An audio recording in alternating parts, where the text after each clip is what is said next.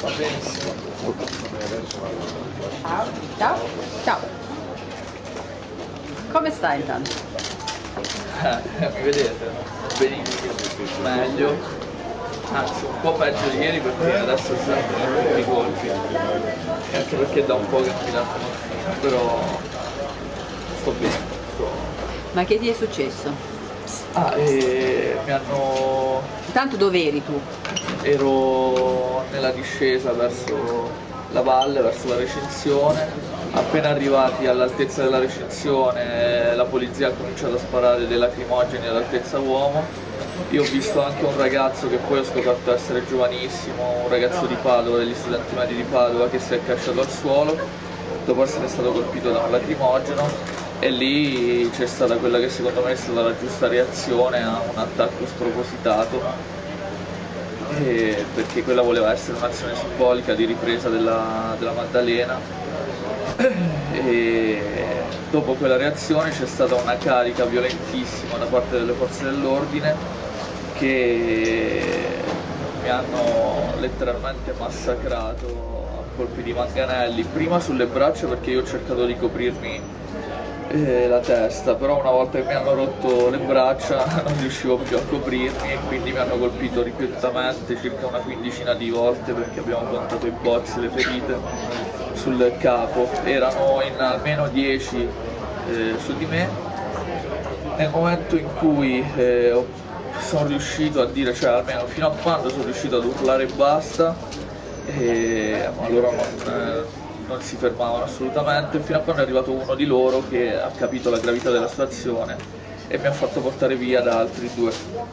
Nel percorso tra il punto dove mi hanno catturato, diciamo così, al gabbiotto dove loro avevano i candelotti di gas CS, era un deposito, e dove avevano anche delle barrelline.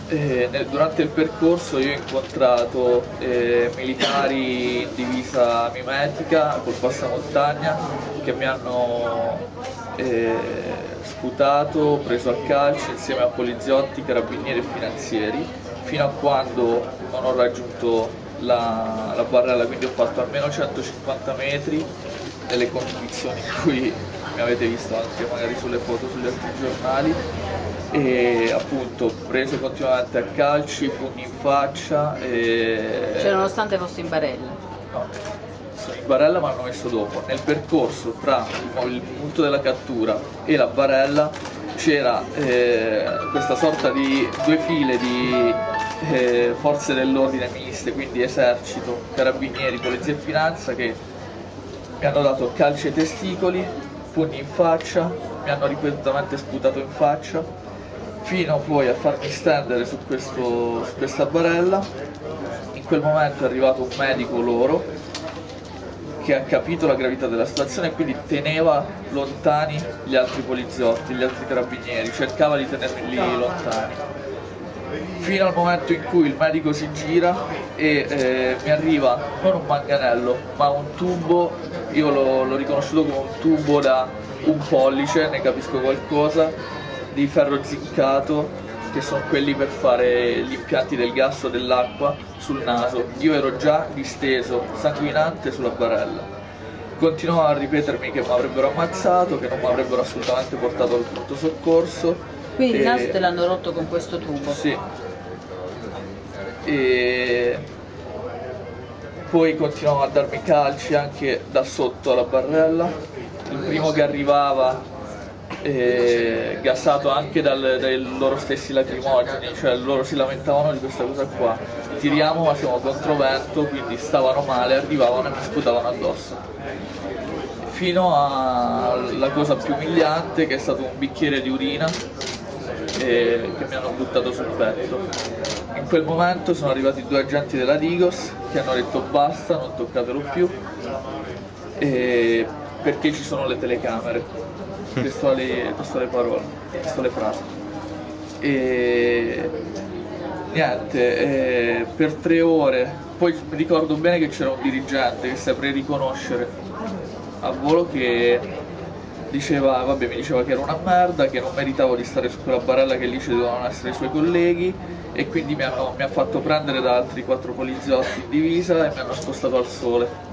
Mi hanno fatto stare 3 ore al sole in quelle condizioni, e continuandomi a dire che dovevo morire, che non meritavo di vivere, che mi era piaciuto attirare le pietre fino a quel momento e adesso lo dovevo pagare, e che appunto che non mi avrebbero portato in pronto soccorso, ma che sarei andato direttamente in questura e che lì mi avrebbero dato il resto. Sono arrivate 4 ambulanze e io sentivo le ambulanze arrivare, ma chiedevo di portarmi via e mi dicevano no, sono andate via. Fino a quando ho visto un ragazzo, ricordo anche il nome, Davide, lo saluto, lo ringrazio, che si è accorto di me perché io ero coperto comunque da un plotone di carabinieri e polizia, perché dall'altro lato c'erano le telecamere. Si è accorto di me e ha detto ma lui sta malissimo, e è venuto a medicarmi e mi ha detto adesso ti porto via.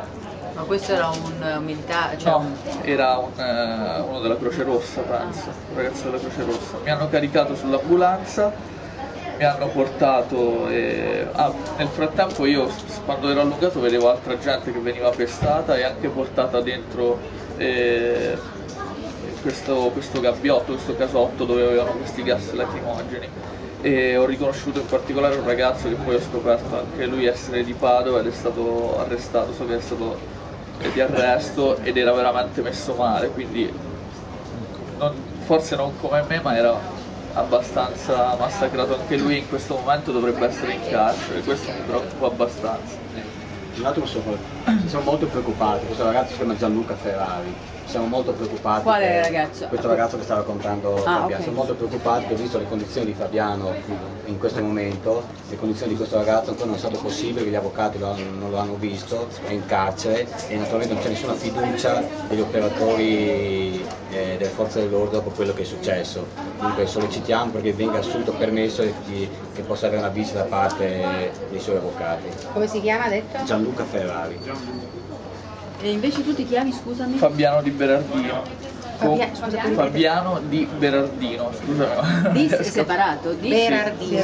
Sì, separato. Sei di... Io sono militante da ormai 8 anni del centro sociale TPO di Bologna, ci siamo organizzati per aderire all'appello che avevano fatto in OTAV.